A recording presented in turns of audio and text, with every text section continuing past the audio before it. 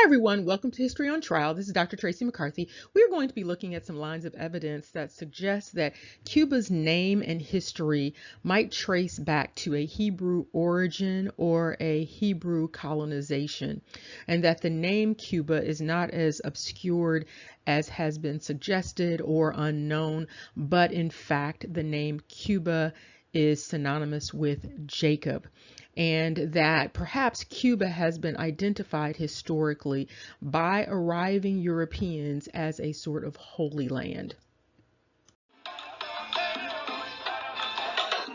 This appears on anything other than Dr. Tracey McCarthy. It is stolen and unauthorized. Let's get started.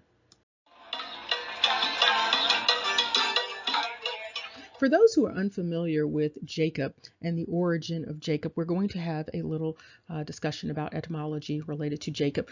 Jacob is an ancient name and it means heel catcher or supplanter. According to Strong's Concordance, Jacob is also known as the patriarch of what are known as the Israelites, and this is based upon Jacob's name being changed from Jacob to Israel. It also is rooted in the word akab or akob.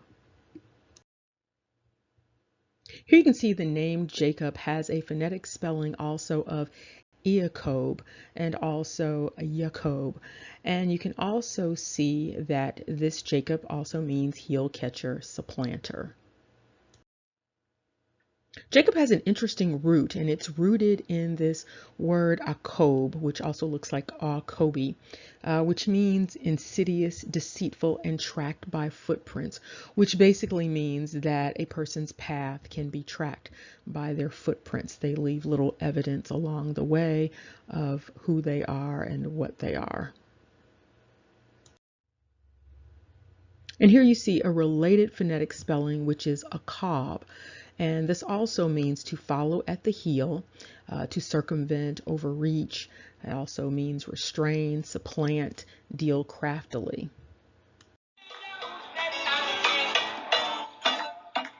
Getting back to the country island of Cuba, we see in 1492 Christopher Columbus landed in Cuba and he christened it after Prince Don Juan, and this was a son of Queen Isabella. And so he named Cuba originally Juana.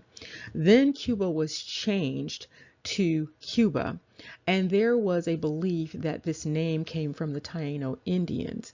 But what you will find is that that is not the case.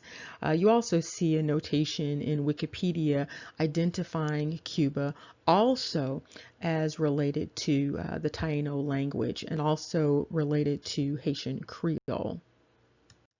Ultimately, however, there was a belief that the origin of this name was unknown, so no one knew what Cuba meant or where Cuba came from in terms of a name. And you see here a person identified as a Jewish merchant in Cuba.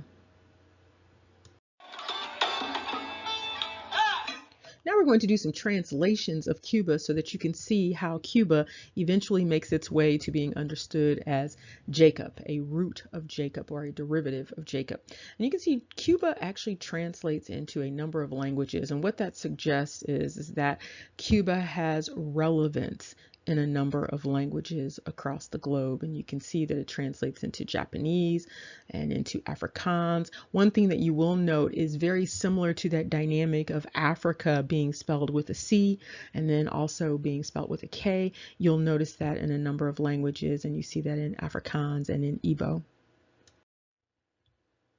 Here again, you see Cuba translating into Arabic, Bosnian, and Croatian.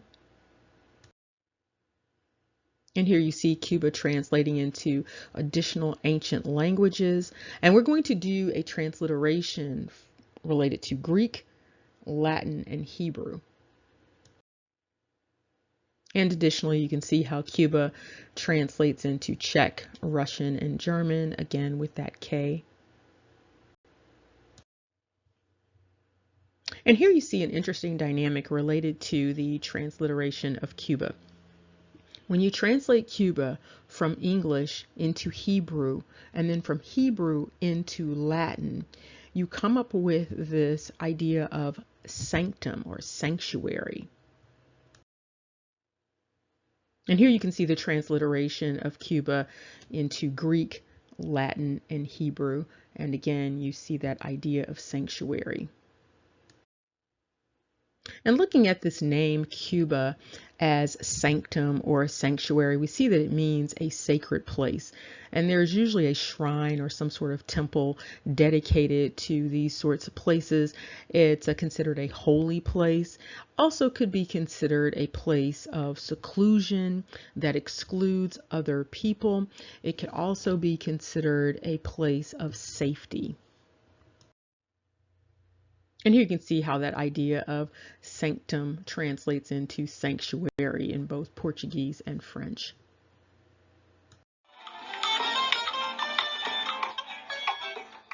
It's unclear why there would be so much historical confusion around the name Cuba for historians researching the roots of this country name.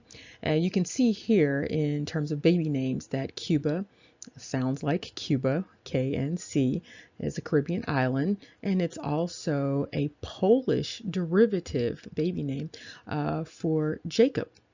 And you can see multiple times that this is considered a derivative of Jacob, sometimes spelled J-A-K-U-B.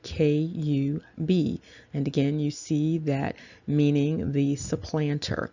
You can also see that, interestingly, with this transliteration, that this name Cuba is most prevalent with the K in Japan and the DRC. And here's an explanation from the Jewish Virtual Library that might suggest why Cuba was given the name Cuba. It indicates that in 1492 that the first Jews arrived in Cuba. Now remember, originally Columbus was naming Cuba Juana. But along with Columbus were Jewish individuals, also known as Marranos, and these were forced converts to Catholicism. So you had the Marranos and the Moriscos traveling and participating in colonization efforts, but under the auspices of the Catholic Church. And so sometimes it's kind of confusing to get a clear understanding of who was doing the colonizing. And so you see here that the Marranos were involved in this colonization effort, and this would support the idea of this naming of Cuba after the patriarch Jacob.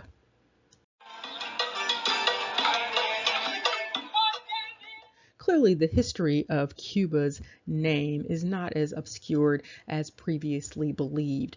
And what is supported is the idea that Cuba was colonized by a number of exiles from Europe, primarily Marranos and Moriscos.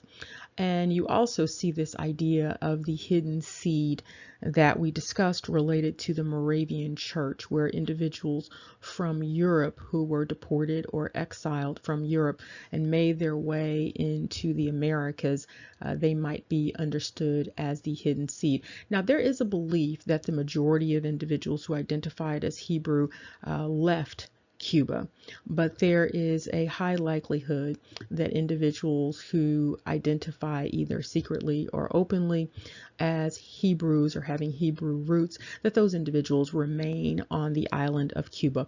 What has taken place in all of these deportation, exile dynamics from Europe all around the world is a process whereby individuals who could be or did identify as white, they were often moved to what would be considered prime locations, and that might mean the mainland America or Canada, sometimes South Africa and Australia, New Zealand.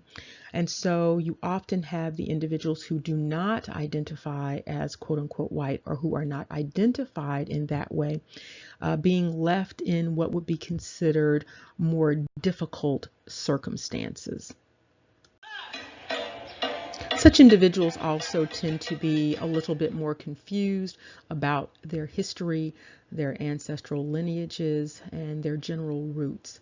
Remember, knowledge is power. Take care and see you soon.